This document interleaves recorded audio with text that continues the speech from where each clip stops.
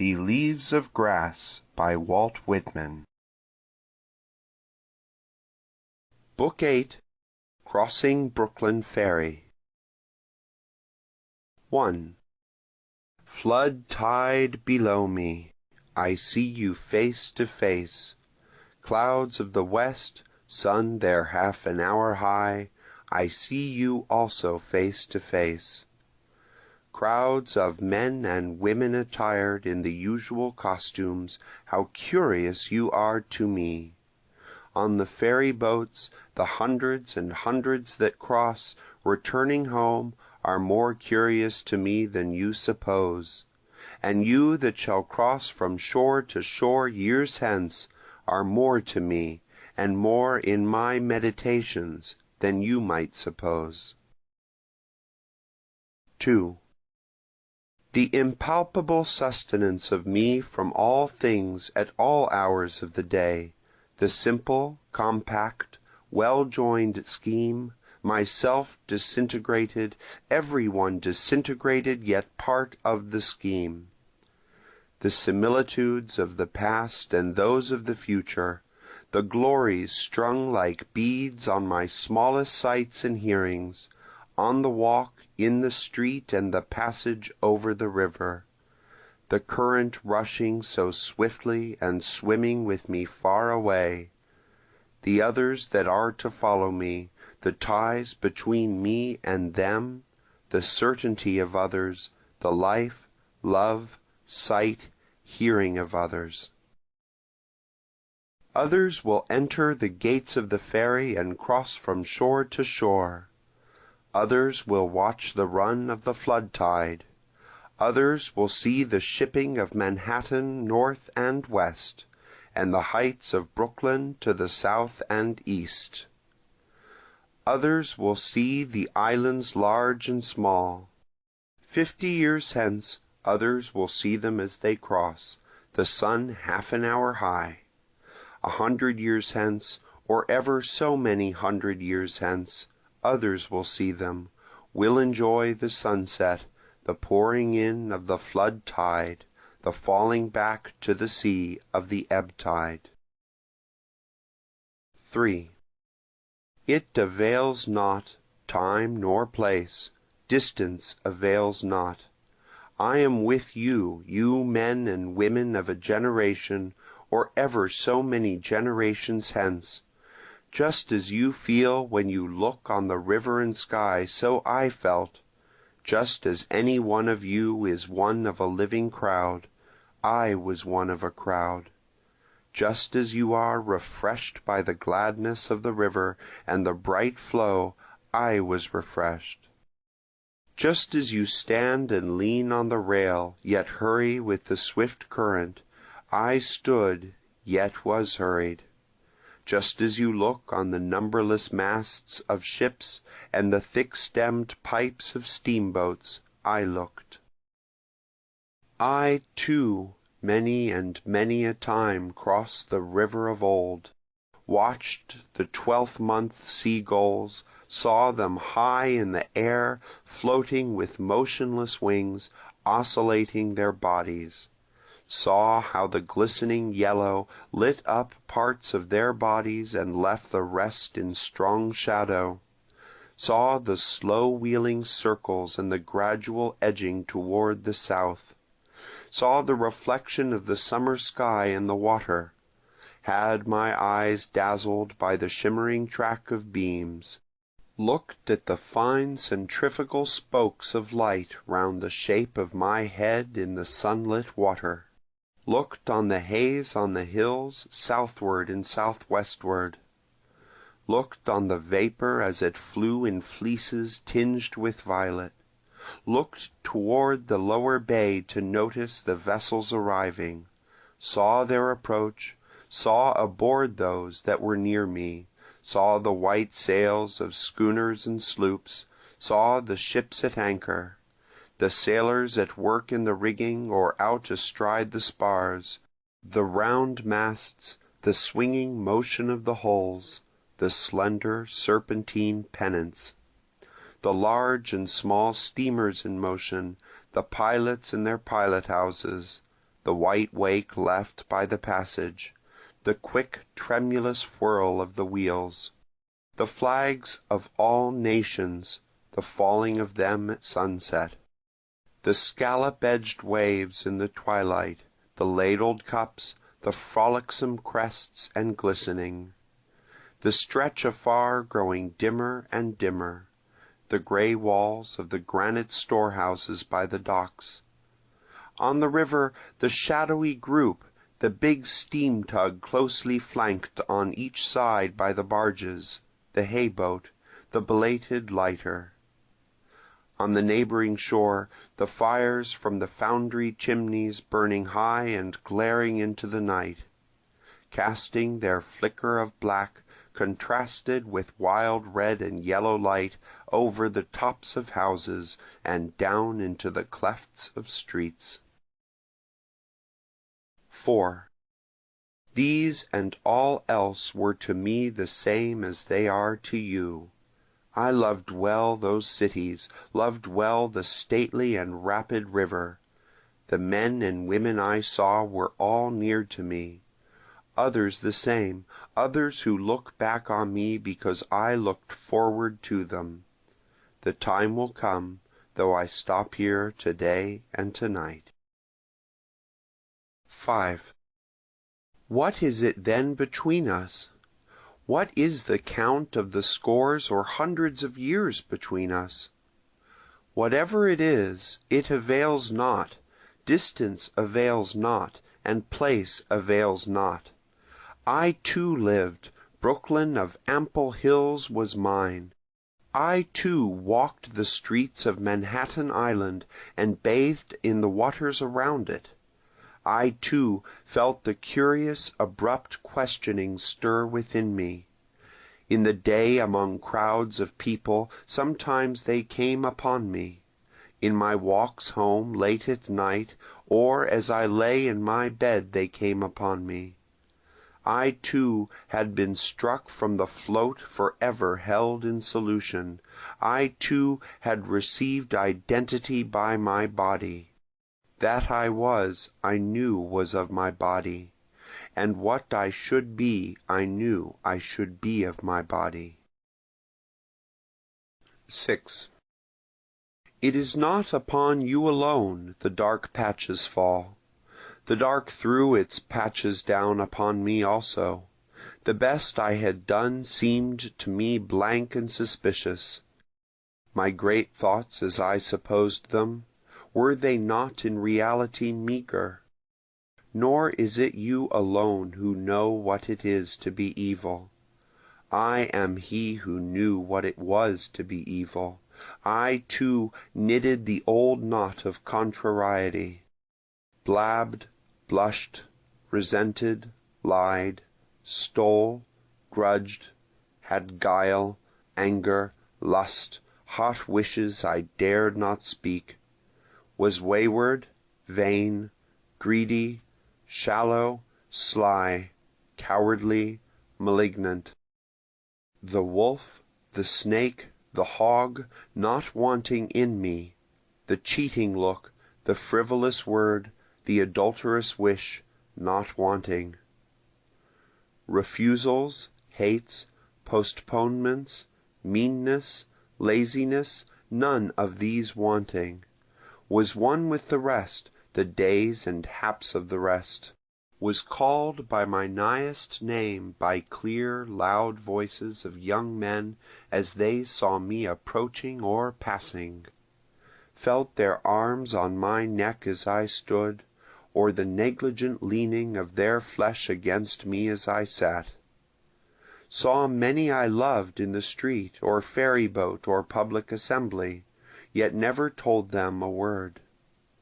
Lived the same life with the rest, the same old, laughing, gnawing, sleeping, played the part that still looks back on the actor or actress, the same old role, the role that is what we make it, as great as we like, or as small as we like, or both great and small. 7. Closer yet I approach you. What thought you have of me now, I had as much of you, I laid in my stores in advance. I considered long and seriously of you before you were born. Who was to know what should come home to me? Who knows but I am enjoying this?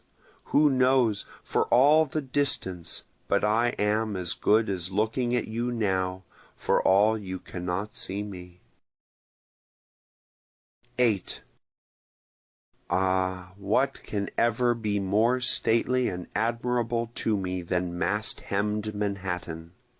River and sunset and scallop-edged waves of flood tide, the seagulls oscillating their bodies, the hay-boat in the twilight, and the belated lighter. What gods can exceed these that clasp me by the hand, and with voices I love call me promptly and loudly by my nighest name as approach? What is more subtle than this which ties me to the woman or man that looks in my face? Which fuses me into you now, and pours my meaning into you? We understand then, do we not? What I promised without mentioning it, have you not accepted? What the study could not teach, what the preaching could not accomplish, is accomplished, is it not? 9. Flow on, river, flow with the flood tide, and ebb with the ebb tide. Frolic on, crested and scalloped edged waves, gorgeous clouds of the sunset, drench with your splendor me, or the men and women generations after me. Cross from shore to shore, countless crowds of passengers. Stand up, tall masts of Mannahatta, stand up, beautiful hills of Brooklyn. Throb, baffled and curious brain, throw out questions and answers. Suspend here and everywhere, eternal float of solution. Gaze, loving and thirsting eyes, in the house or street or public assembly. Sound out, voices of young men, loudly and musically call me by my nighest name. Live, old life, play the part that looks back on the actor or actress. Play the old role, the role that is great or small according as one makes it. Consider, you who peruse me, whether I may not in unknown ways be looking upon you. Be firm, rail over the river, to support those who lean idly, yet haste with the hasting current. Fly on, sea-birds, fly sideways, or wheel in large circles high in the air. Receive the summer sky, you water, and faithfully hold it till all downcast eyes have time to take it from you. Diverge, fine spokes of light, from the shape of my head, or any one's head, in the sunlit water. Come on, ships from the lower bay, pass up or down, white-sailed, schooners, sloops, lighters. Flaunt away, flags of all nations, be duly lowered at sunset. Burn high your fires, foundry chimneys, cast black shadows at nightfall, cast red and yellow light over the tops of the houses.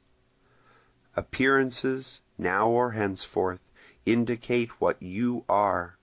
You necessary film, continue to envelop the soul. About my body for me, and your body for you, be hung our divinest aromas. Thrive, cities, bring your freight, bring your shows, ample and sufficient rivers. Expand, being than which none else is perhaps more spiritual. Keep your places, objects than which none else is more lasting. You have waited, you always wait, you dumb, beautiful ministers. We receive you with free sense at last, and are insatiate henceforward. Not you any more shall be able to foil us, or withhold yourselves from us. We use you, and do not cast you aside. we plant you permanently within us. We fathom you not, we love you, there is perfection in you also. You furnish your parts toward eternity, great or small, you furnish your parts toward the soul. Here ends Book 8. Book 9. Song of the Answerer. 1. Now list to my morning's romanza, I tell the signs of the Answerer. To the cities and farms I sing as they spread in the sunshine before me. A young man comes to me bearing a message from his brother. How shall the young man know the whether and when of his brother? Tell him to send me the signs, and I stand before the young man face to face and take his right hand in my left hand and his left hand in my right hand. And I answer for his brother and for men, and I answer for him that answers for all, and send these signs. Him all wait for, him all yield up to, his word is decisive and final. Him they accept, in him lave, in him perceive themselves as amid light. Him they immerse and he immerses them. Beautiful women, the haughtiest nations, laws, the landscape, people, animals, the profound earth and its attributes and the unquiet ocean, so tell I my morning's romanza. All enjoyments and properties and money, and whatever money will buy, the best farms, others toiling and planting, and he unavoidably reaps, the noblest and costliest cities, others grading and building, and he domiciles there. Nothing for any one but what is for him, near and far are for him, the ships in the offing, the perpetual shows and marches on land are for him if they are for anybody. He puts things in their attitudes. He puts today out of himself with plasticity and love. He places his own times, reminiscences, parents, brothers and sisters, associations, employment, politics, so that the rest never shame them afterward, nor assume to command them. He is the answerer. What can be answered he answers, and what cannot be answered he shows how it cannot be answered. A man is a summons and challenge. It is vain to skulk. Do you hear that mocking and laughter? Do you hear the ironical echoes? Books, friendships, philosophers, priests, action, pleasure, pride, beat up and down seeking to give satisfaction. He indicates the satisfaction, and indicates them that beat up and down also. Whichever the sex, whatever the season or place, he may go freshly and gently and safely by day or by night. He has the passkey of hearts, to him the response of the prying of hands on the knobs. His welcome is universal. The flow of beauty is not more welcome or universal than he is. The person he favors by day or sleeps with at night is blessed. Every existence has its idiom, every thing has an idiom and tongue. He resolves all tongues into his own, and bestows it upon men, and any man translates, and any man translates himself also. One part does not counteract another part. He is the joiner. He sees how they join. He says indifferently and alike, "How are you, friend?" to the president at his levee. And he says, "Good day, my brother," to Cudge that hoes in the sugar field, and both understand him and know that his speech is right.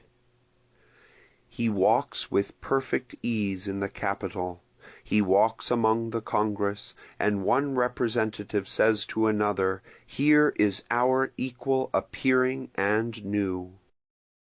Then the mechanics take him for a mechanic, and the soldiers suppose him to be a soldier, and the sailors that he has followed the sea.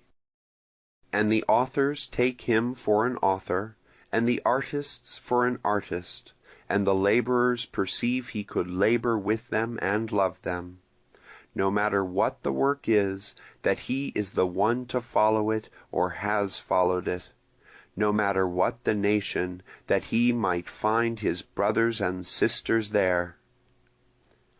The English believe he comes of their English stock.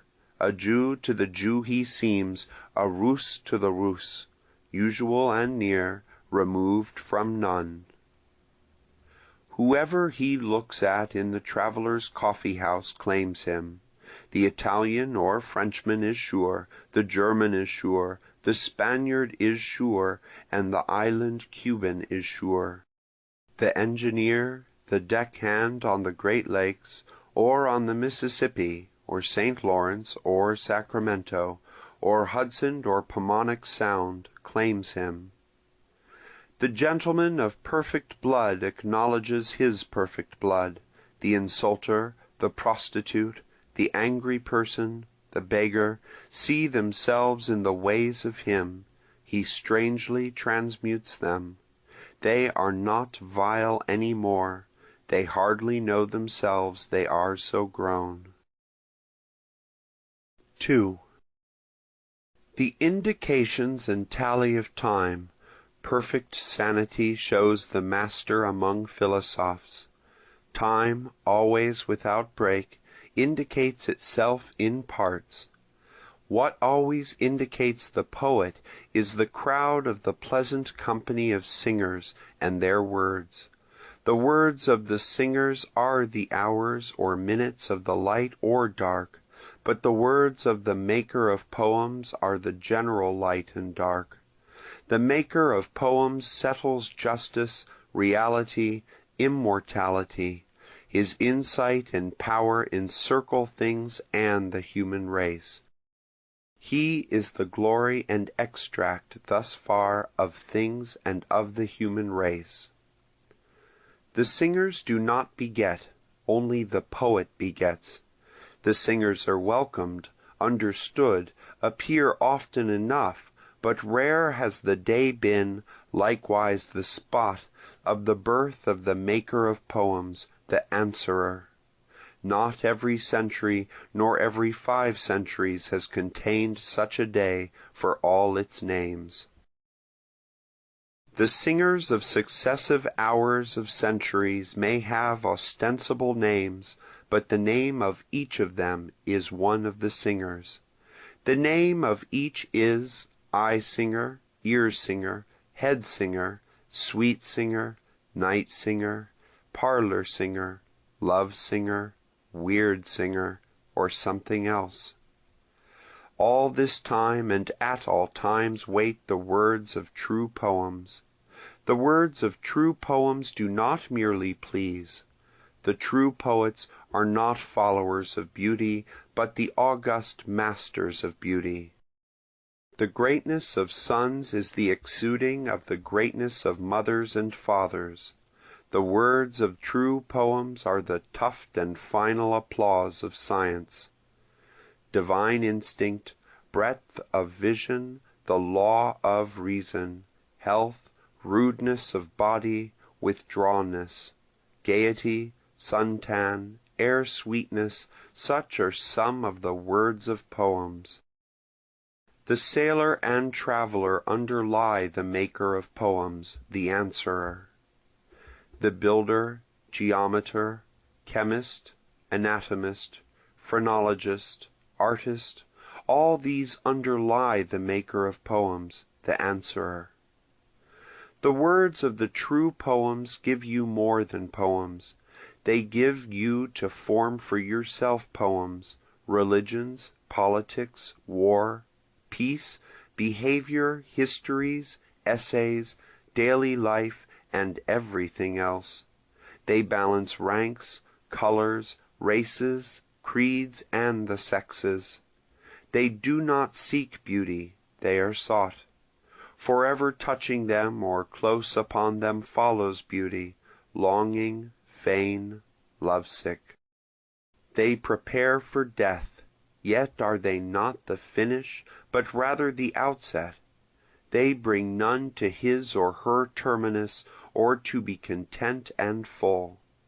Whom they take into space to behold the birth of stars, to learn one of the meanings, to launch off with absolute faith, to sweep through the ceaseless rings and never be quiet again.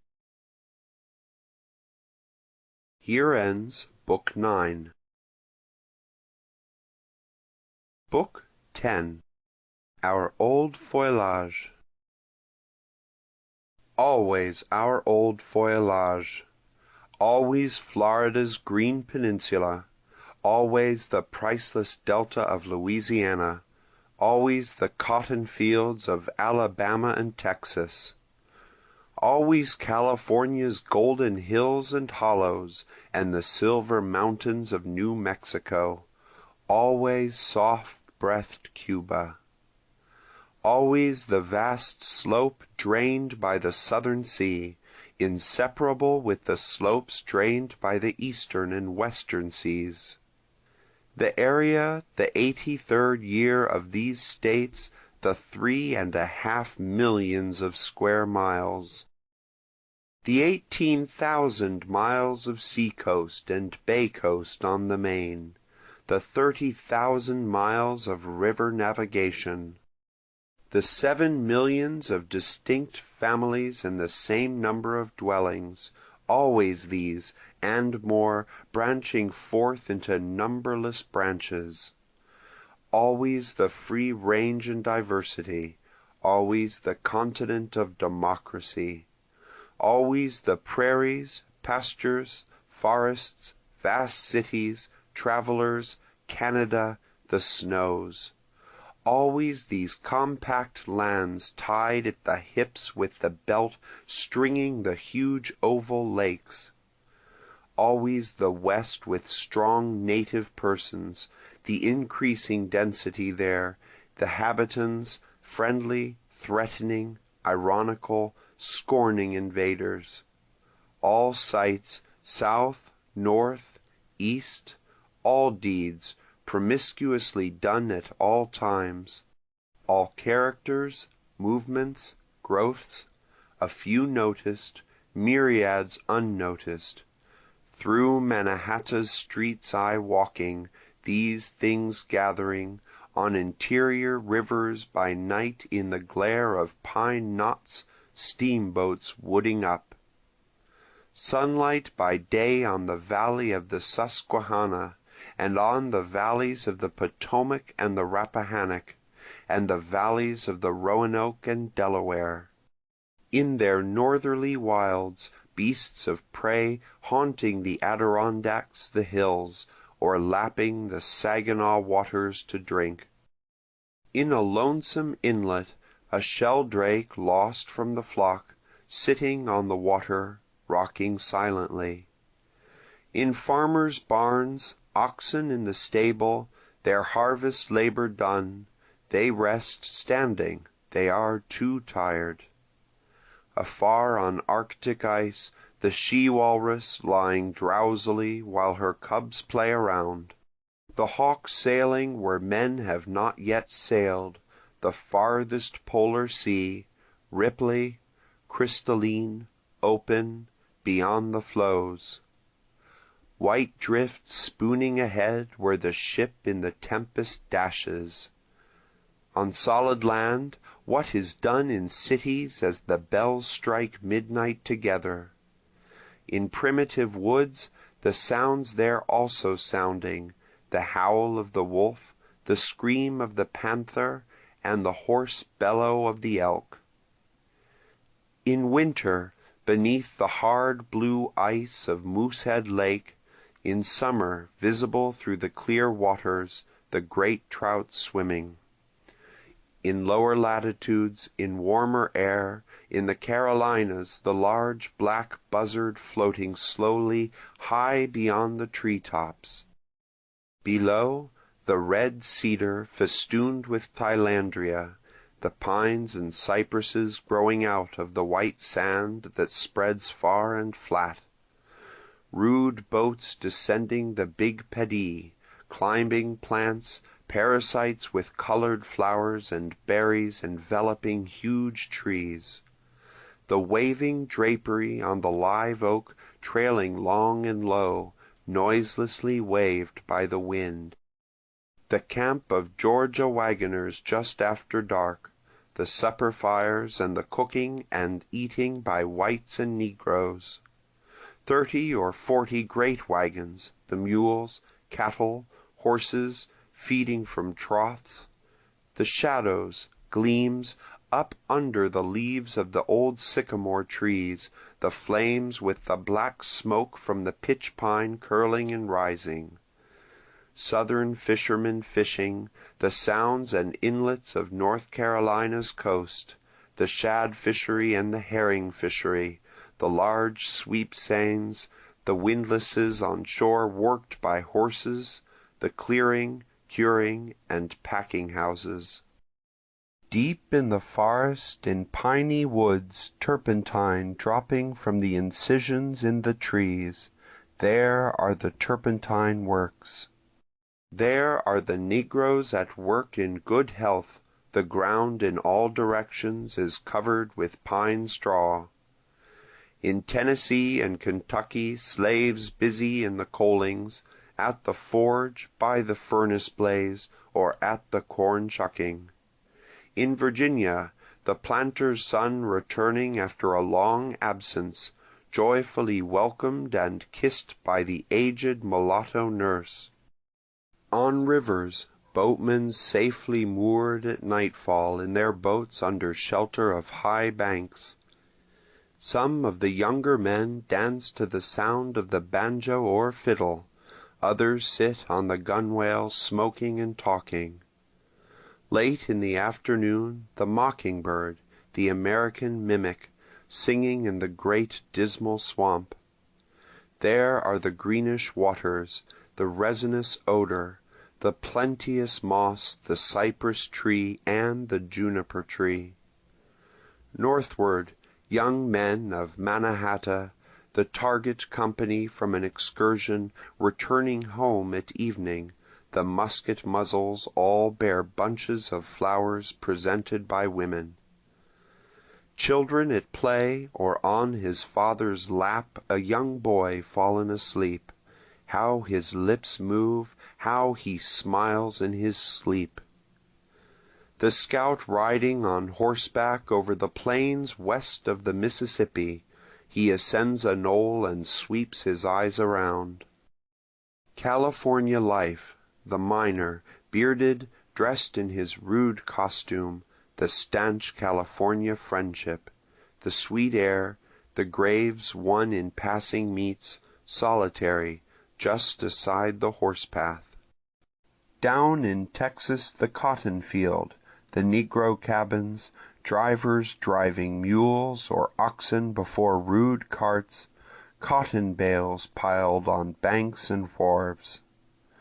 Encircling all, vast, darting up and wide, the American soul with equal hemispheres, one love, one dilation or pride. In arriere, the peace talk with the Iroquois, the Aborigines, the calumet, the pipe of goodwill, arbitration, and endorsement. The sachem blowing the smoke first toward the sun and then toward the earth. The drama of the scalp dance enacted with painted faces and guttural exclamations. The setting out of the war party, the long and stealthy march, the single file, the swinging hatchets, the surprise and slaughter of enemies, all the acts, scenes, ways, persons, attitudes of these states, reminiscences, institutions. all these states compact, every square mile of these states without excepting a particle. Me pleased, rambling in lanes and country fields, Pomonics fields, observing the spiral flight of two little yellow butterflies shuffling between each other, ascending high in the air. The darting swallow, the destroyer of insects, the fall traveler southward but returning northward early in the spring. The country boy at the close of the day, driving the herd of cows and shouting to them as they loiter to browse by the roadside. The city wharf, Boston, Philadelphia, Baltimore, Charleston, New Orleans, San Francisco. The departing ships when the sailors heave at the capstan. Evening, me in my room, the setting sun. The setting summer sun shining in my open window, showing the swarm of flies, suspended, balancing in the air in the center of the room, darting athwart, up and down, casting swift shadows and specks on the opposite wall where the shine is.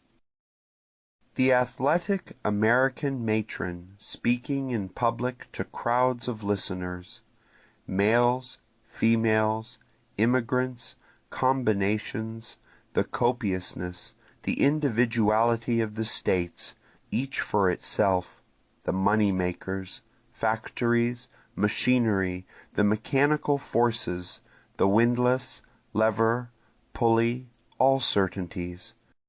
The certainty of space, increase, freedom, futurity.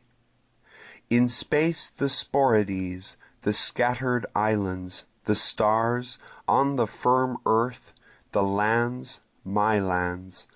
O lands, all so dear to me, what you are, whatever it is, I putting it at random in these songs, become a part of that, whatever it is. Southward there, I screaming, with wings slow flapping, with the myriads of gulls wintering along the coasts of Florida. Other ways there atwixt the banks of the Arkansas, the Rio Grande, the Nueces, the Brazos, the Tombigbee, the Red River, the Saskatchewan, or the Osage, I with the spring waters laughing and skipping and running.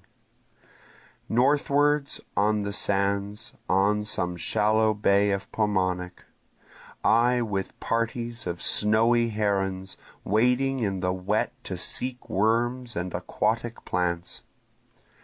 Retreating, triumphantly twittering, the king bird, from piercing the crow with its bill, for amusement, and I triumphantly twittering. The migrating flock of wild geese, alighting in autumn to refresh themselves, the body of the flock feed, the sentinels outside, move around with erect heads watching, and are from time to time relieved by other sentinels, and I feeding and taking turns with the rest. In Canadian forests the moose, large as an ox, cornered by hunters, rising desperately on his hind feet, and plunging with his forefeet, the hooves as sharp as knives, and I plunging at the hunters, cornered and desperate. In the Mannahatta, streets, piers, shipping, storehouses, and the countless workmen working in the shops. And I too of the Mannahatta, singing thereof, and no less in myself than the whole of the Mannahatta in itself. Singing the song of these, my ever united lands, my body no more, inevitably united, part to part, and made out of 1,000 diverse contributions one identity, any more than my lands are inevitably united and made one identity. Nativities, climates, the grass of the great pastoral plains, cities, labors, death, animals, products, war, good and evil, these me. These affording, in all their particulars, the old feuillage to me and to America, how can I do less than pass the clue of the union of them, to afford the like to you? Whoever you are, how can I but offer you divine leaves, that you also be eligible as I am? How can I but as here chanting, invite you for yourselves to collect bouquets of the incomparable feuillage of these states? Here ends Book 10.